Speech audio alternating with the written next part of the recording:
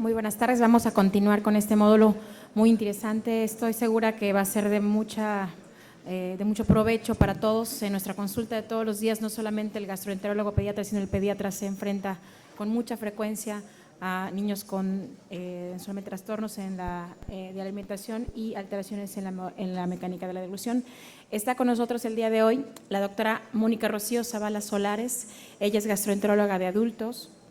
Tiene como el resto de su formación el curso de alta especialidad en motilidad intestinal, un doctorado en nutrición, todo esto realizado en el Instituto Nacional de la Nutrición Salvador Subirán, y un entrenamiento especializado en disfagia orofaringia.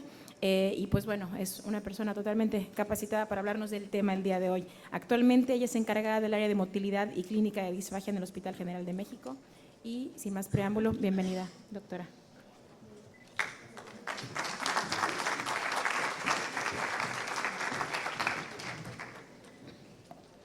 Gracias, buenas tardes. Gracias al comité organizador por invitarme a compartir esta charla con ustedes. Y bueno, antes que nada definamos qué es deglución. Deglución es una actividad neuromuscular compleja que permite el transporte de material de boca al estómago sin comprometer la vía aérea. Por lo tanto, disfagia orofaringia es la dificultad para formar o mover el bolo alimentario de la boca al estómago y que puede ocasionar paso de alimento a la vía respiratoria.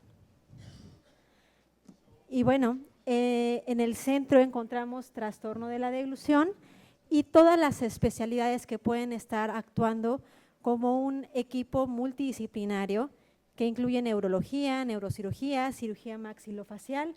Todas estas especialidades no lo podemos ver de forma única como los tratantes de ese paciente. Todo el equipo, depende de la patología o de la etiología, es la que está involucrado. Y bueno, yo sé que son los expertos en desarrollo, pero bueno, vamos a repasar un poco de la fisiología de la deglución, recordando que la deglución del líquido amniótico ocurre a las 12 semanas de gestación y que una deglución nutritiva se va a presentar a cuando ya, si un producto se obtuviera a las 24 semanas de gestación, ya podemos contar con una deglución nutritiva y que al 1 o 2 meses ya de vida extrauterina podemos contar con movimientos coordinados orofaringios, que la cuchara la podemos incorporar a los alimentos a partir de los 4 meses y que desaparece aproximadamente en ese tiempo el reflejo de extrusión lingual. Y que la masticación va a ser posible iniciar a los 6 meses, que va a poder en ese momento tener la discriminación de las distintas texturas que le estamos proporcionando al bebé, que existe control de la masticación a partir de los 12 meses y que existe una masticación rotatoria en el que el bolo se va a preparar pasándolo de un lado a otro aproximadamente a los 15 meses y que a los 24 meses va a estar la masticación completa, de este complejo. Y bueno, siempre que tengamos un niño con alteraciones en la deglución, posterior a la anamnesis o a lo que nos refiere a la madre, debemos revisar la anatomía. ¿Y que específicamente qué anatomía está involucrada? Tenemos fases de la deglución, recordando la fase preparatoria u oral en la que el bolo va a estarse, como lo dice, preparando para ser deglutido, la fase faríngea y la fase esofágica. En la fase oral están involucradas los labios, tenemos el cierre labial que si no está adecuadamente coaptado, el bebé va a tener la salida de alimento y este alimento muchas veces no es considerado para reintroducción, afectando la eficacia de la deglución. Tenemos la cavidad nasal, que si bien no forma parte, frecuentemente cuando el sello velo-palatino no funciona adecuadamente, hay regurgitación nasal. En la fase faríngea está involucrada 3 estructuras, la nasofaringe, orofaringe e hipofaringe, por ser la parte posterior de estas estructuras. Y tenemos la fase esofágica, donde se encuentra el esfínter esofágico superior. Debemos tener una integridad neurológica, Sobre todo en esta patología, bueno, estas patologías están involucrados el núcleo ambiguo, el núcleo del tracto solitario, predominantemente para iniciar el reflejo de la deglución. Pero recordemos que también debe haber una integridad neurológica para, de las vías desde la corteza para iniciar la deglución. Les invito ahora a dar una deglución espontánea en este momento. Tardaron un poco más en hacerla porque esta es una deglución voluntaria que hicieron con su corteza, no como reflejo que han estado deglutiendo constantemente a lo largo de la charla. Entonces es parte de la rehabilitación que nosotros hacemos al hacer deglución cuando es posible con los niños que deglutan intencionadamente a hacer maniobras. Esta deglución tarda un poco más de la deglución refleja. Y bueno, tenemos también la necesidad de una integridad neurológica. Les comentaba yo que el núcleo ambiguo y del tracto solitario son los encargados de desencadenar el reflejo de la deglución en el bulbo raquídeo y posteriormente ya sea la inhibición del esfínter esofágico inferior desencadenado por esta deglución, la peristalsis esofágica, por lo tanto va a estar alterada, por ejemplo, en un niño con un tumor cerebral, estas vías de la deglución, si no se desencadena adecuadamente ese reflejo de la deglución. Y bueno, en etiología, ¿cuáles van a ser las principales patologías que van a estar involucradas en pediatría? Y bueno, aquí en estos autores hicieron este estudio de 0 a los 6 meses. Las principales patologías son enfermedades del sistema nervioso central y otros padecimientos, los generan nada más de esta manera. Y noten ustedes que a los 7 a 12 años y 13 a 18 incrementan sobre todo las del sistema nervioso central. Incluye aquí los traumatismos craneoencefálicos y los tumores del sistema nervioso central. Y bueno, aquí tenemos desglosadas las causas de las principales condiciones médicas que van a predisponer a disfagia en niños.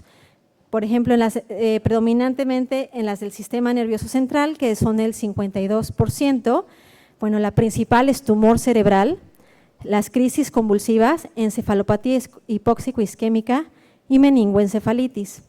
Otros desórdenes congénitos asociados van a ser labio y paladar hendido como primera causa, estenosis traqueoesofágica, síndrome de Pierre-Robin, craneosinostosis, fístula traqueoesofágica y enfermedades neuromusculares, aunque con menos frecuencia. En un grupo de reumatología pediátrica es importante la miopatía congénita, la dermatomiositis, inclusive también enfermedad de Duchenne y otras alteraciones. Es importante destacar, y podríamos dedicarle una plática entera, sobre todo a la disfagia neonatal o la disfagia también del pretérmino. En muchos hospitales es la primer causa de disfagia orofaringea, sobre todo por este incremento de conocimiento en la fisiopatología del reflejo de succión, respiración, deglución, que debe de llevarse a cabo para poder retirar todos estos sondas y otros de nutrición enteral para estos chiquitos. Y bueno, ya que tenemos la etiología, la anamnesis, interrogando a la madre, ya revisamos más o menos en qué etapa del desarrollo de deglución deberíamos de tener ese niño. Bueno, vamos a iniciar con la valoración clínica. Si corresponde a la edad, bueno, vamos a iniciar con los reflejos de succión, de búsqueda, reflejo nauseoso y ya propiamente en cavidad oral, algo que no tenemos ni como gastroenterólogos de adultos y no lo sé pediátricos, pero vamos a iniciar una valoración clínica y esta valoración clínica inicia siempre con los labios. El niño hace una oclusión de labios, tiene una respiración oral en el momento en el que está comiendo y eso le dificulta, tiene labio y paladar hendido, todas estas alteraciones, tiene frenillo labial, debemos de inspeccionarlas intencionadamente. ¿Cómo está la dentición de ese niño? Y bueno, también algo muy importante que frecuentemente se nos olvida valorar es la lengua. El niño tiene frenillo lingual, es un frenillo flexible, es un elástico, es un frenillo fijo con fibrosis. Si lo identificamos, bueno, hay terapias para poder regresar esa flexibilidad, ese frenillo lingual.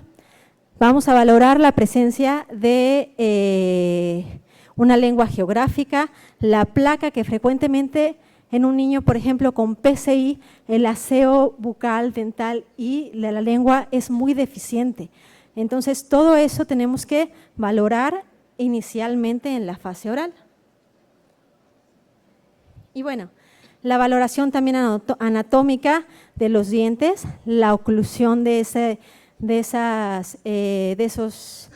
esos dientes, la úvula, hay úvulas bífidas, hay úvulas muy largas que pueden estar comprometiendo ese reflejo de la deglución.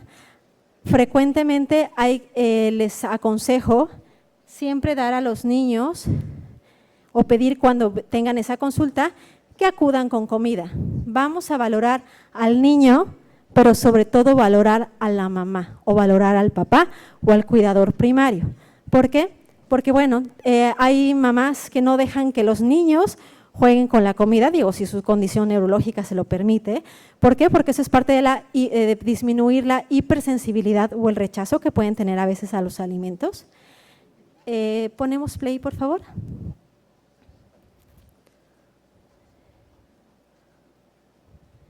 Y bueno, este es un video un tanto de broma, pero también recordemos que hay muchas madres que son dueñas de la cuchara, que quieren terminar rapidito de dar de comer para seguir con sus actividades. Y bueno, eso es una conducta patológica. Entonces, ajá. Dios bendiga a ese angelito, pero es una realidad. Entonces, siempre… Y ese niño están de acuerdo que ya no está en edad de comer con papilla. Entonces, siempre que tengan un niño con alteración de la deglución, hay que citarlo a la consulta con la comida que normalmente le darían. Señora, dele de comer, hágalo como usted estaría en casa, valorar la posición, valorar si lo deja tomar la cuchara. Y bueno, ya pasando un poquito de esta broma de la valoración clínica, pero que es muy importante, no se les olvide valorar al cuidador primario en ese niño con alteración de la deglución. Y bueno, ya pasando un poquito a lo que es la valoración ya de estudios complementarios, debemos de tener en cuenta que una deglución debe ser segura y eficaz. Estos son nuestros diagnósticos posterior al hacer esta valoración. ¿Qué quiere decir una deglución segura? Es la ingesta de calorías y agua sin complicaciones respiratorias. Que el niño no tosa, ahorita vamos a comentar sobre qué valora la seguridad. El segundo aspecto que valora es la eficacia. Una deglución eficaz es la ingesta de calorías y agua para mantenerse nutrido y hidratado. Aquí no voy a hablar de calorías por kilo de peso, eso les corresponde totalmente a ustedes, pero estos dos aspectos deben de cumplirse para una deglución completa. ¿Y qué valora la seguridad? Nosotros clínicamente vamos a valorar la seguridad cuando la mamá le está dando de comer a ese bebé o el niño intenta comer solo. Si presenta tos, en ese momento hay una alteración de la seguridad, está pasando a vía aérea. Hay cambios de la voz si el niño llora con una carraspera, gorgoreo y desaturación, un cambio de saturación de más del 3%. Ojo, en prematuros es completamente diferente por esa coordinación más lenta que existe. Y alteraciones en la eficacia. Bueno, lo que les comentaba del sello labial, el bebé coapta bien, no se le sale la comida, hay presencia de residuo oral, pedirle que abrirle la boca en ese momento, y si hay residuo, a lo mejor nada más hay niños que hacen esto. Deglución fraccionada, un niño que deglute múltiples veces un bolo, ese niño se fatiga y frecuentemente no termina sus alimentos. Y bueno, síntomas de residuo faríngeo en los que lo lleguen a referir, que sienten algo aquí atorado o que inclusive podemos escucharlo. Entonces, estas son las dos alteraciones que clínicamente vamos a poder diagnosticar para una alteración en la deglución.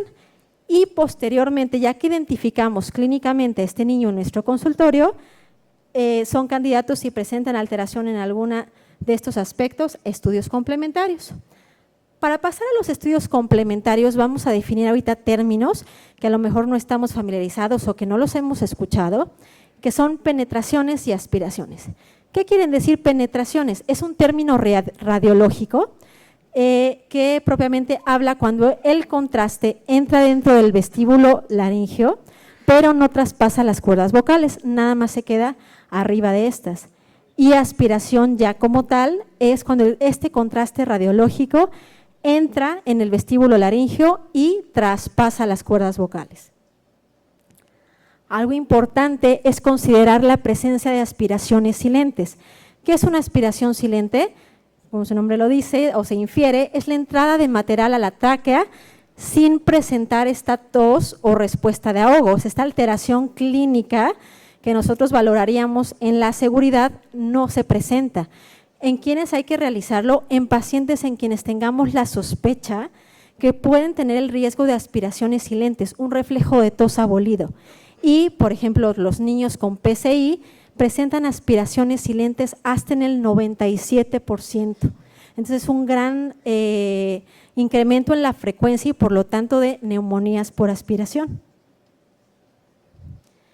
Y bueno, en adultos nada más les comento que tenemos un protocolo muy estandarizado, tanto de la secuencia de las texturas que vamos a proporcionar para valorar, como de los volúmenes. Aquí en pediatría, como en todo, pues nos adaptamos al paciente. Siempre se va a ofrecer la textura más segura, ahorita vamos a hablar de las texturas, pero siempre vamos a ofrecer como primer alimento lo que nos refiere a la madre que come mejor ese niño, que no le causa problema. Y al final, la que es de alto riesgo o que nos comenta que cuando le da el agua, el niño se ahoga, esa se la damos al final.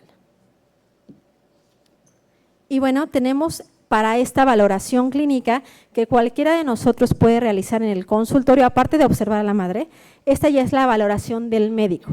Todos la podemos realizar en el consultorio, en la cama del paciente, si es que está hospitalizado, y que se conoce como test o prueba volumen viscosidad. ¿En qué consiste? Como su nombre lo dice, consiste en dar diferentes texturas para valorar en dónde está la alteración de la deglución de ese niño. Frecuentemente inicia con la textura néctar. Néctar es un poco más espeso que el agua. ¿Y cómo la podemos valorar? Si nosotros vertemos una cuchara, es un líquido que cae a gotas, es una gota fina. A comparación, bueno, de la gota de agua, que como tal cae como un hilo, y la textura puré, que bueno, cae como una gota gruesa. En muchos protocolos que seguramente posteriormente leerán, también viene la textura miel, y la miel, bueno, está entre la textura néctar y la de puré, y esta la realizamos con lo que tenemos disponible.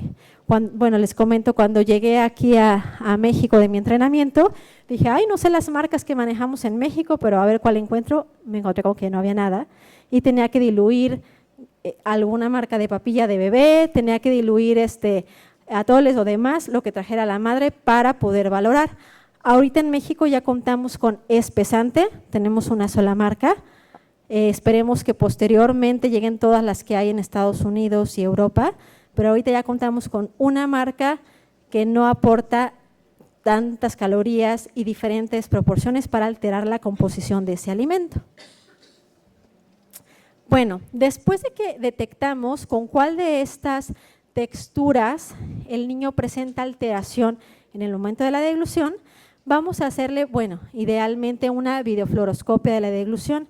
También se conoce como trago de bario modificado, que no es lo mismo que un esofagograma o que una serie esófago-gastrodenal.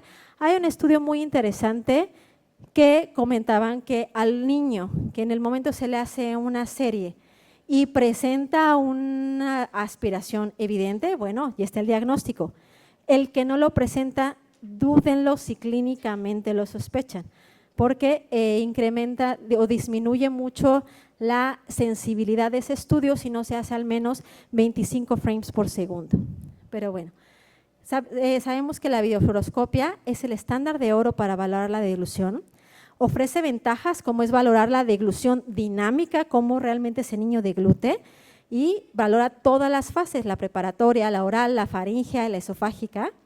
Nos proporciona información sobre la presencia de aspiraciones y penetraciones y es una valoración de un episodio real de la alimentación. Las desventajas, bueno, es considerable la presencia de radiación ionizante y que, bueno, requiere de la cooperación del paciente. Y bueno, ¿qué estructuras va a valorar la deglución? Bueno, como comentábamos, son todas estas, el sello labial, el sello velopalatino, palatogloso, la apertura del esfínter esofágico superior, la deflexión del epiglotis, la presencia de aspiraciones, penetraciones y también inclusive el movimiento yoideo.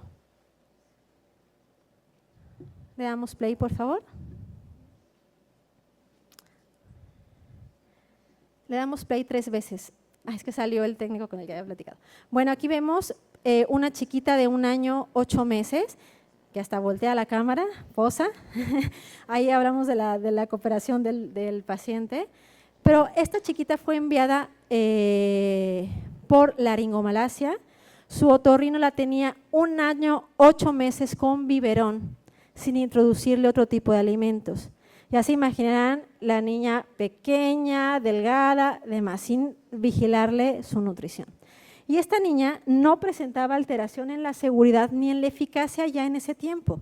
Entonces, bueno, posteriormente se le contrarreferenció que sugeríamos enviar a gastropediatría, a gastronutrición pediátrica para compensar todo el año perdido, pero esta es una deglución digamos normal, un poco de residuo oral por la presencia de debilidad lingual y que también había que rehabilitar esa fuerza lingual. Y bueno, también tenemos adaptaciones que tenemos que realizar. Este niño, por ejemplo, con parálisis cerebral infantil, que no hacía una succión adecuada del biberón y que, bueno, es una disminución en la eficacia. Este niño no aspiraba, pero este niño no tiene fuerza. Ya se justificaba, obviamente, la colocación de una sonda de gastrostomía, un botón idealmente para que no esté jugando.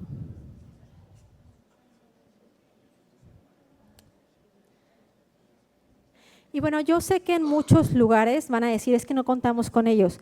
Cuentan con un fluoroscopio y hay que abrir nuestras expectativas y hablar directamente con el radiólogo. Muchas veces hay personas, y también me encontré con eso, un poco cerradas de que no, yo lo manejo así, pero yo creo que al que le interesa hay que ir a ver ese estudio. Si sabemos cuándo el niño tiene ese estudio, hay que ir a verlo personalmente. A lo mejor nosotros, que ya sabemos lo que queremos encontrar, cambia totalmente nuestra expectativa que a que nos entreguen una placa impresa. Y bueno, a lo mejor en muchos centros pueden contar con fibroendoscopia de la deglución. Se le conoce como FIS por sus pruebas en inglés y es un bolo con colorante alimentario. Se tiñe generalmente con azul de metileno. No está disponible en todos los centros, pero es confiable y comparable a la videofluoroscopia para valorar aspiraciones y penetraciones. No valora fase oral y difícilmente se puede valorar la esofágica. Y bueno, depende completamente de la cooperación del paciente. Vamos a ver las estructuras anatómicas, cómo están funcionando. Pero bueno, sabemos una realidad que en la gran mayoría ocurre eso, hay poca cooperación del paciente, llora, difícilmente se puede valorar la deglución, pero cuando es posible es un excelente estudio. Y bueno, nada más aquí, este es un estudio normal de una fibroendoscopia. Vean ustedes la velocidad con la que se deflexiona la epiglotis. Vemos que no hay residuos en el resto de la estructura. Los dejo para que observen cómo ocurre de rápido. Menos de 1 a 2 segundos ocurre esa deglución. Todos nosotros, cuando bebemos, estamos haciendo este reflejo a toda velocidad.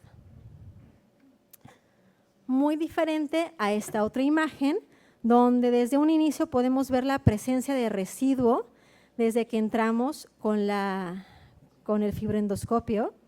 Y observen, vamos a dar material teñido con azul de metileno. Vemos esas cuerdas que son lentas para coaptar. Y bueno, esperamos el momento del suspenso, donde le damos al paciente el material. Ahí va. Bueno, fácilmente podemos evidenciar cómo se presenta una aspiración en ese paciente. Les recuerdo, muchas veces no presentan tos. Tenemos que evidenciarlo, sobre todo cuando nos están a nosotros como gastroenterólogos, también viendo si tiene la indicación o no de poner la sonda de gastrostomía y todas esas cuestiones. Y bueno, contamos también actualmente con otra tecnología que es la manometría de alta resolución, que permite establecer correlación del movimiento de estructuras anatómicas con presiones intraluminales. Para quienes no estén familiarizados con esta tecnología, vemos aquí la presión del esfínter esofágico superior. En el momento de la deglución vemos aquí presiones azules, que quiere decir presiones bajas, ese esfínter se abre y nuevamente se cierra. En la manometría convencional equivaldría a que viene la presión, disminuye hacia un nadir y nuevamente recupera presión. Y este es un trazo de manometría normal donde ocurre la deglución, la contracción faríngea, viene la peristalsis esofágica y la inhibición del esfínter esofágico inferior. Lo que les comentaba sobre las vías del núcleo ambiguo, el núcleo del tracto solitario, bueno, aquí está la manifestación clínica de lo que ocurre. Aquí tenemos un esfínter incrementado de presión, pero que sin embargo relaja y también relaja adecuadamente el esfínter esofágico inferior. Muy diferente a esta imagen, bueno, esa es una imagen con una peristalsis hipertensa, digo nada más para que observen los colores rojos que existen en el cuerpo, pero bueno, eso ya después se encargarán de hablar de otras alteraciones en manometría, pero específicamente en esfínter superior vemos que este paciente al menos está relajando bien, hay presiones azules, ese esfínter está abriendo, muy diferente a esta otra imagen, donde a ver el acercamiento vemos que esa presión azul no está presente, es decir, no está relajando ese esfínter esofágico superior. Y bueno, brevemente esta charla fue asignada como los criterios para hacer una evaluación de la mecánica de la deglución, pero hablaremos brevemente del tratamiento compensador como para poder decir, bueno, ya identifiqué a un paciente y ahora qué modalidades de terapéuticas tenemos. También de terapéutica podremos dedicar una charla, pero bueno, sobre todo vamos a dividirlo en tratamiento compensador, tratamiento con electroestimulación y otras terapias alternativas.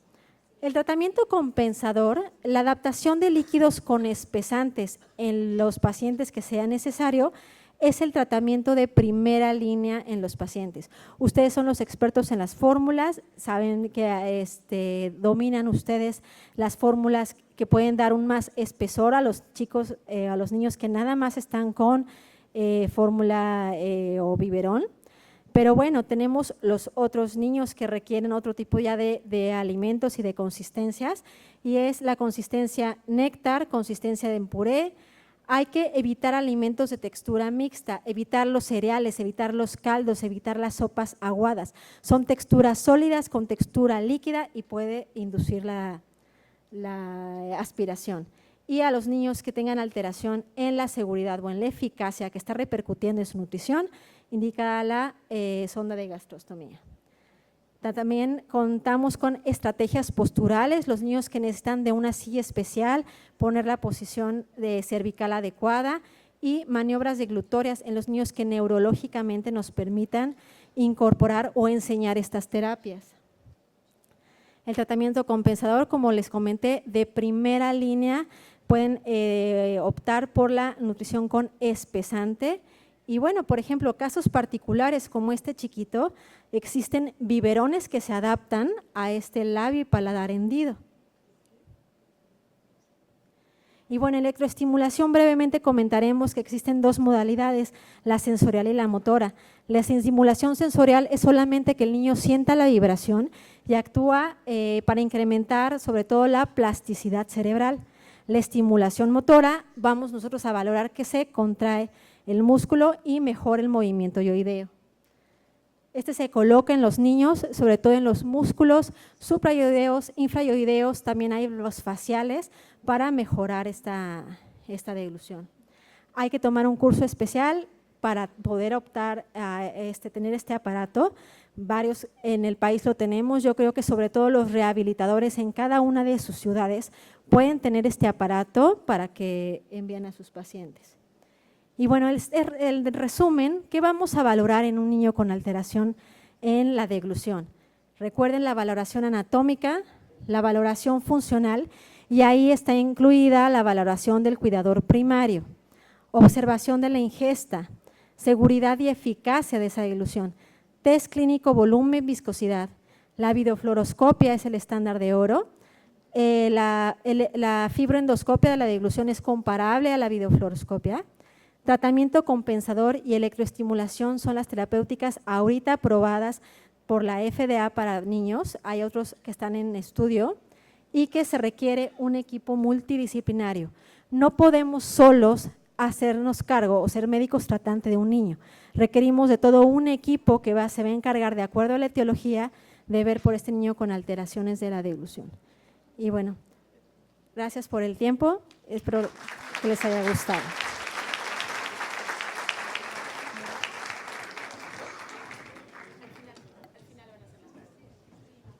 Vamos a hacer al final las preguntas para continuar.